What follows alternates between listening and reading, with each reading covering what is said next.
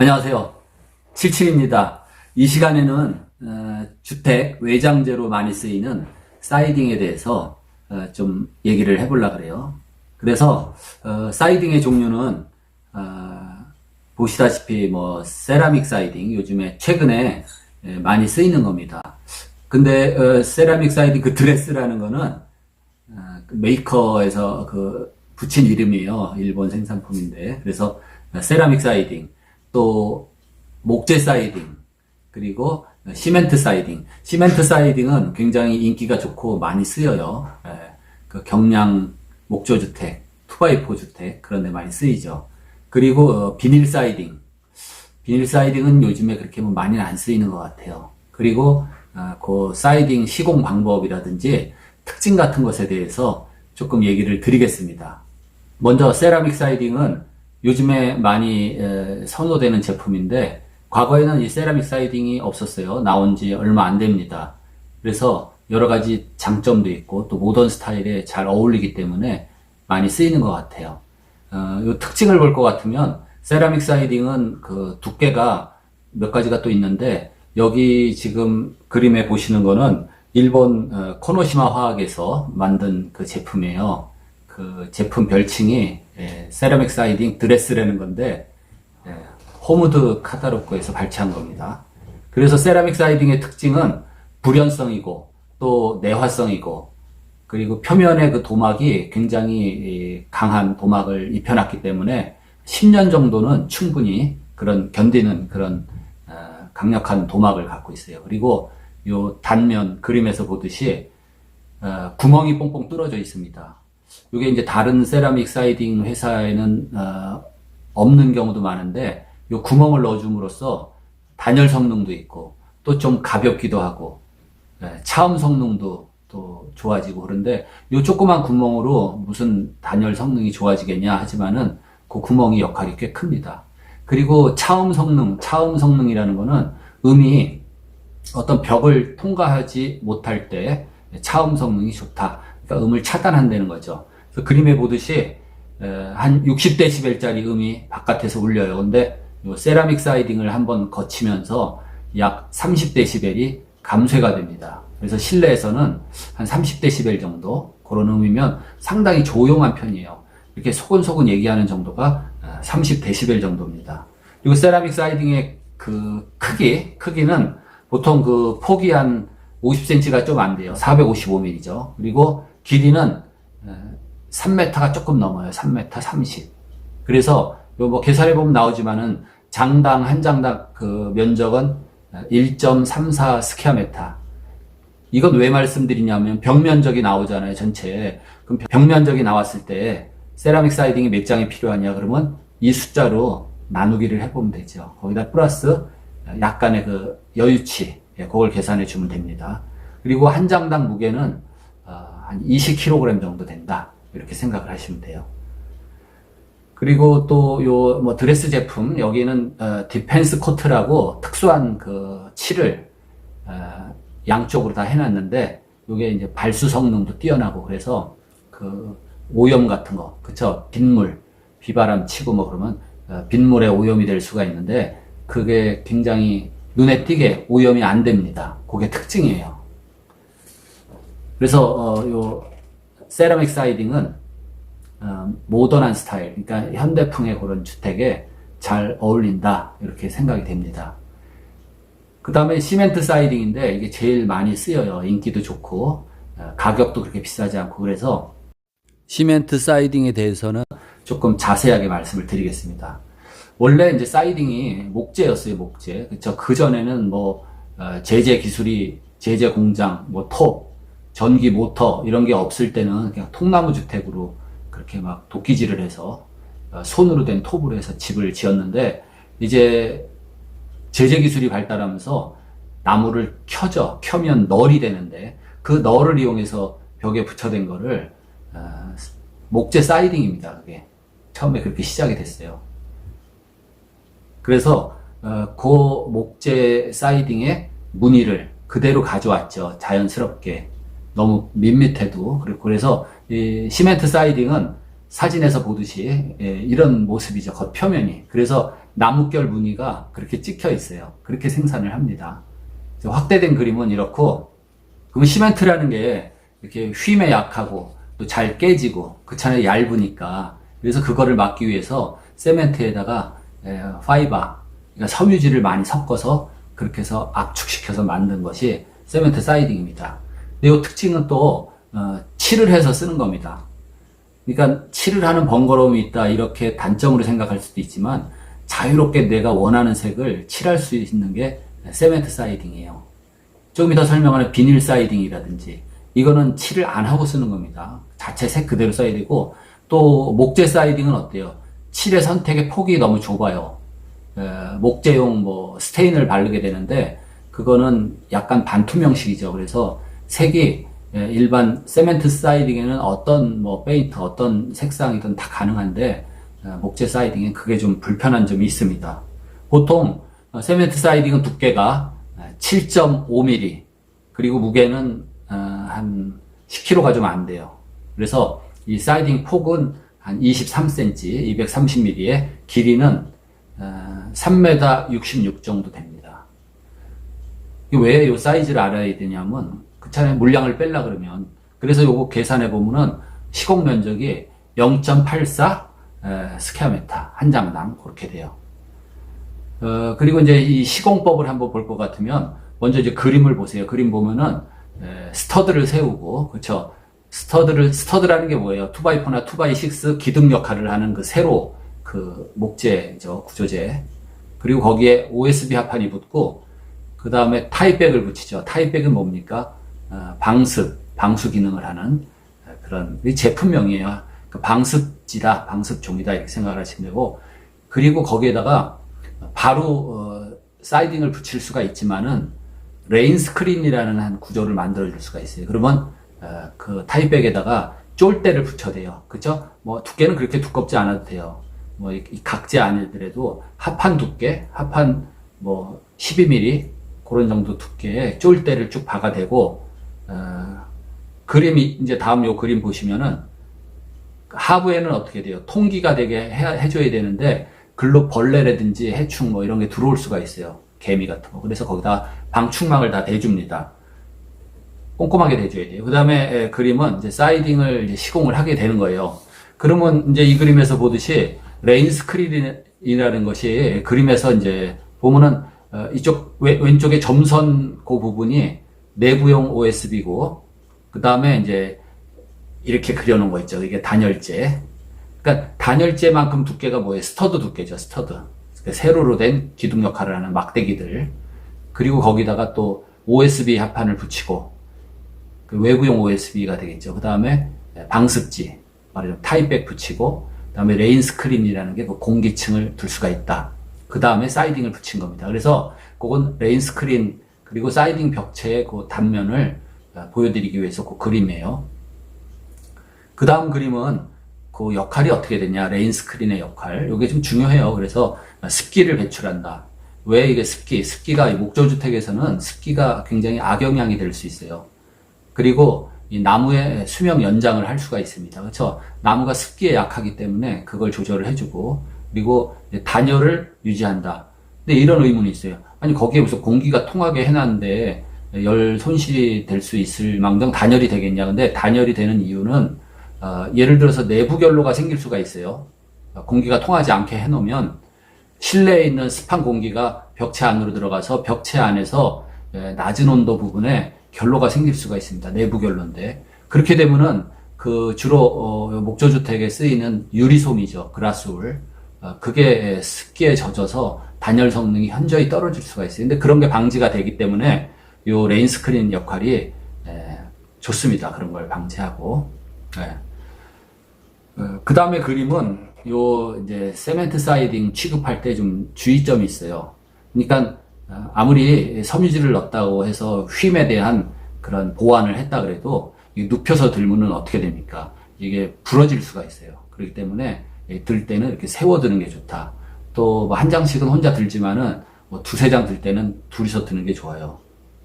그래서 세워서 들고, 또 하나 그 그림은 뭐냐면 그 그림이 잘 이해가 안 될 수가 있어요. 자, 이렇게 다 포개놨어요. 포개놨는데 한 켜 한 켜 위에서부터 이렇게 전체적으로 걷어서 쓰면 쓰기가 편해요. 근데 그 그림 뭡니까? 종방향으로 쓴 거. 그것처럼 이 맨 첫째 줄부터 쓰기 시작을 하면은 그거를 적재하다가 이렇게 서로 이렇게 이렇게 물려서 쌓이는 경우가 있으면 안 빠져요. 이걸 빼서 쓰려고 그러면 보면은 그게 길이가 또 짧은 것도 아니고 3m 60이나 되니까 아주 일이 더뎌지는 수가 있습니다. 그렇기 때문에 위에서부터 이렇게 걷어서 쓰고 또 적재할 때도 이렇게 겹쳐서 눌리지 않게 잘 해놓는 게 중요하다. 뭐 이렇게 얘기를 할 수가 있어요. 그리고 이 그림은 세멘트 사이딩을 할 때 그 디테일한 그림인데 첫 번째 뭡니까? 이 그림에서 맨 밑에는 약 15cm를 띄워지는 게 좋아요. 그쵸? 맨 밑에부터 이 사이딩이 시작되면은 특히 밝은색 칠했을 때 빗물이 튄다든지 그러면 그 흙탕물 같은 게 오염이 됩니다. 그래서 15cm 약 6인치 정도 띄워서 그렇게 시공하는 게 좋고, 그 다음에 이제 사이딩에 못 박는 방식인데 그 일반적으로는 못 대가리가 이렇게 한 장을 박았죠. 그 다음에 못 대가리가 안 보이게 덮은 다음에 또 한 장을 박고, 그런 방식입니다. 그게 브랜드 방식은 일반적이고 못이 안 보이고 깔끔해요. 그래서 세멘트 사이딩은 자체 무게가 묵직하기 때문에 뭐 그렇게까지는 아닐지라도 바람이 막 심하게 부는 지역, 우리나라 같으면 어디 뭐 제주도, 울릉도 정도 이런 데는 그 페이스는 겹쳐서 못을 박는 겁니다. 그림처럼 두 장이 겹친 데다 못을 박아요. 그러면 다 겹친 데다가 두 장을 관통해서 못을 박게 되죠. 그래서 바람이 센 곳 이런 데는 못을 그렇게 관통해서 박습니다. 그리고 또 뭐예요? 못은 당연히 그냥 일반 못 안 쓰고 아연 도금된 못을 씁니다. 그래서 녹이 안 나게. 요 그림은 이제 세멘트 사이딩 가까이서 본 모습이에요. 그리고 이제 요 그림은 레인 그 스크린, 바람이 통하게 하는 거. 쫄대를 이렇게 세로로 대는 게 사실은 일반적입니다. 그러면 사이딩을 가로로 대면서 그 세로 위치에다가만 못을 박아대면 돼요. 그래서 그런 점이 좋은데 이 쫄대를 그냥 가로로 대는 경우가 있는데 그러면은 이 바람이 통하는 그 통기가 시공을 잘못하면 기능을 못할 수가 있어요. 그래서 이렇게 완전히 가로로 다 막아서 된 거는 그거는 X표. 안 좋다. 그러면 어떻게 돼요? 가로를 막아대되 중간중간 한 5cm 정도씩 띄워줘야 그 메인 스크린 역할을 한다. 그런 그림입니다. 그게. 그래서 근데 현장에서는 꼭 그래요. 교과서상에 뭐 이론상으로 다 알아도 직접 현장에서 막 망치질하고 뭐 햇볕 비치고 바람 불고 정신없는 가운데 하다 보면은 그런저런 게 눈에 안 들어올 수가 있어요. 그래서 시공에 미스가 생깁니다. 잘못이. 그러면 우리 집 왜 습기가 차나? 뭐가 뭐 소리가 울리나? 뭐 이런 거 여러 가지 문제가 생길 수가 있다. 그렇게 보시면 돼요. 그리고 이 그림은 대체로 이런 사이딩 집 벽이 이런 느낌입니다. 그리고 가장 제가 생각하면 그 장점이에요. 페인트를 마음대로 칠할 수가 있다 이겁니다. 그리고 비닐 사이딩에 비해서 물론 색상이 주는 그런 무게감에 따라 다를 수도 있지만 비닐 사이딩에 비해서 이 묵직한 중후한 그런 맛이 있는 게 세멘트 사이딩입니다. 뭐에 비해서 비닐 사이딩에 비해서 물론 외장을 뭐 벽돌이나 뭐 화강석 뭐 이런 걸로 외부를 한 집에 비해서는 무거워 보이지는 않겠죠. 그렇지만 같은 사이딩 중에서 목재나 비닐 사이딩보다는 묵직한 느낌이 난다. 그리고 또 특징이 뭐예요? 세멘트 사이딩은 수명이 길다. 이게 뭐 나무 같으면 유기질이라서 썩을 수도 있고 벌레가 먹는데 무기질 재료 아니에요, 시멘트가. 그러니까 내구성이 좋다. 그래서 관리도 쉽다. 그게 특징입니다. 그리고 이제 비닐 사이딩에 대해서 특징적인 걸 말씀드리면 이 그림에서 보듯이 이렇게 얇고 자체 색이 있어요. 보통 흰색 많이 쓰고 연한 회색 또는 연한 갈색, 밤색 계통 그런 게 이렇게 많이 쓰이는데 그림에서 보면 또 이런 낱장으로 보면 이렇게 된 게 얇죠. 좀 얇고 그래서 시공을 잘못하면 강한 바람이 불 때 이렇게 팔락팔락 이렇게 좀 그런 느낌이 올 수도 있습니다. 그래서 비닐 사이딩이 좀 가격도 저렴하고 시공하기가 좋다 보니까 뭐 컨테이너 박스 그대로 쓰긴 뭐하다 좀 그러면은 그 비닐 사이딩을 컨테이너 박스에다 이렇게 또 외장 치장을 해주는 경우가 있어요. 그래서 비닐 사이딩의 주택의 그 외벽은 그저 이런 느낌인데 뭐 사진상으로 봐서는 비닐 사이딩인지 세멘트 사이딩인지 잘 구별이 안 나요.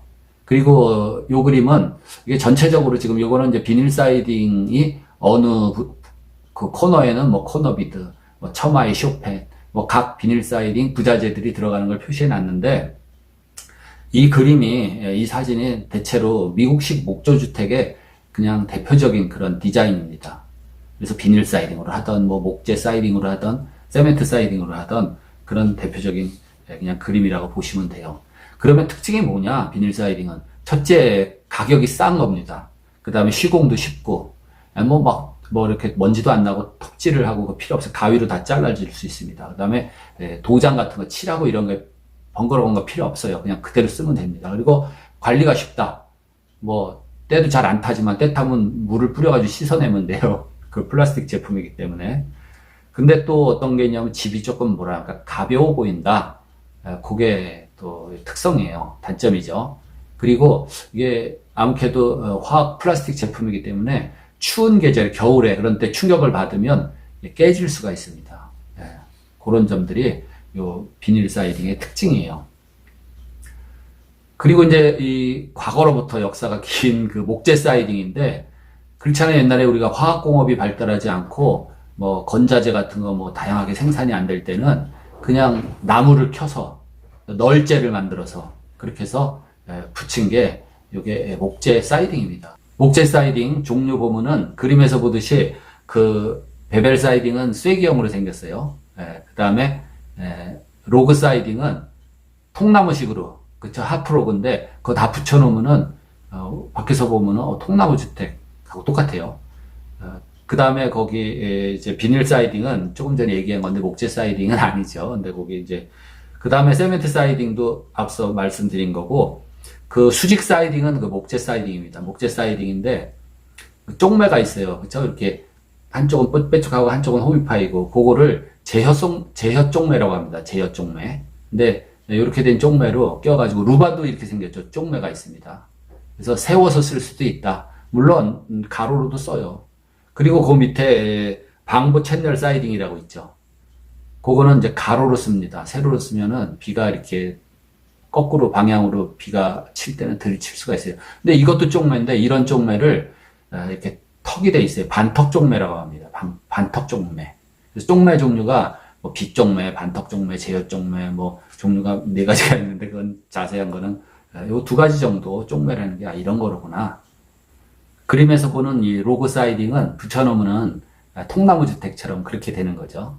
그리고 요 그림은 베벨 사이딩인데 베벨 사이딩은 이렇게 널이 세멘트 사이딩은 두께가 똑같잖아요. 근데 이거는 쐐기형으로 이렇게 생겼죠. 그래서 겹쳐서 못 박을 때 투박하지가 않고 그래요. 그래서 그림에서 윗그림은 홍송 레드 시더고 아래 그림은 스프러스 나무 그렇게 돼 있어요. 그리고 이제 그림 보실 것 같으면은 그 벽체에 이렇게 잘라놓은 모습인데 그 목재 사이딩 판넬로 시공한 벽체예요. 저 맨 바깥에 목재 사이딩, 그 다음에 방습지, 그 다음에 뼈대가 있고 OSB 합판, 석고보드 뭐 이런 식으로 했어요. 근데 이 그림은 이제 계절에 따라 다른데 우리나라 같은 경우는 방습지를 이 실내 안쪽으로 해주는 게 좋아요. 특히 겨울에. 근데 요 그림하고 그게 차이가 있는데 그거는 조금 참고하셔서 보시기 바랍니다. 그리고 요 그림은 이제 수직 사이딩 한 예인데 이렇게 이제 수영장 표면을 수직 사이딩으로 뭐 하는 그림이에요. 그리고 현관 부분이 보이는 요 그림 보통 느낌이 그렇습니다. 그래서 베벨 사이딩 목재로 한 집의 모습인데 이게 칠에 한계가 있다 그랬죠. 그래서 오일 스테인이나 요즘에 수성 스테인도 나오는데 그런 거를 칠해 준 겁니다. 관리를 또 해줘야 돼요. 그리고 이 그림은 수직 사이딩으로 붙였죠. 디자인 자체가 이렇게 좀 현대풍, 모던한 그림인데 이렇게도 할 수 있어요. 외장을 전부 목재로 했다. 그리고 이 그림은 이제 로그 사이딩을 붙인 집들인데 이게 봐도 통나무 주택이죠. 이렇게 봤을 때. 근데 통나무 주택의 단점을 또 보완할 수 있는 게 이 사이딩으로 하면은 느낌은 같으면서 단열재를 또 충실하게 넣을 수 있고 그래요. 그리고 이거 로고 사이딩 자체를 확대한 그림 보이죠? 그리고 목재 사이딩의 특징은 뭐냐? 그 목조 특유의 친근감이 있습니다. 그리고 또 관리를 좀 잘 해줘야 돼요. 그게 좀 단점으로 들어갈 수가 있고, 말했듯이 색상을 세멘트 사이딩처럼 뭐 온갖 종류의 칠을 다 할 수 있는 그런 입장이 못 됩니다. 나무에 맞는 그런 오일 스테인이라든지 수성 스테인 그런 거를 바르다 보니까 얘는 이렇게 은폐력이 떨어져요. 스테인이라는 거는 반투명하다 이렇게 보시면 되죠. 그래서 색상이 다양하게 칠할 수가 없다. 그 다음에 기후에 대한 내후성이 좀 떨어지고 습기에 특히 빗물에 습기에 약할 수가 있다. 그리고 벌레 같은 거에 의해서 이게 상할 수가 있다. 흰개미 같은 벌레가 파먹을 수도 있고 그런 게 있어요. 그래서 예전에는 많이 썼는데 이제는 이제 나무도 좀 귀해지면서 요거 생산 단가도 비싸지고 그 다음에 천연 재료로서 좋은 점도 있지만은 불편한 점도 많잖아요. 그래서 요즘엔 잘 안 쓰는 추세다 이렇게 아시면 돼요. 이렇게 해서 이 시간에 사이딩의 종류, 우리가 외장재가 많은데 그 중에 하나가 이제 사이딩이잖아요. 그 중에 종류, 사이딩의 종류, 세라믹 사이딩부터 비닐 사이딩, 목재, 뭐 시멘트 사이딩 이렇게 봤어요. 그래서 여러분들은 이제 요거를 좀 보시고 취향에 맞게 선택할 때 좀 참고가 되길 바랍니다. 취향대로 선택을 하지만 이런 특징이 있다. 이렇게 보시면 될 것 같아요. 다음 영상에서 또 뵙겠습니다. 고맙습니다.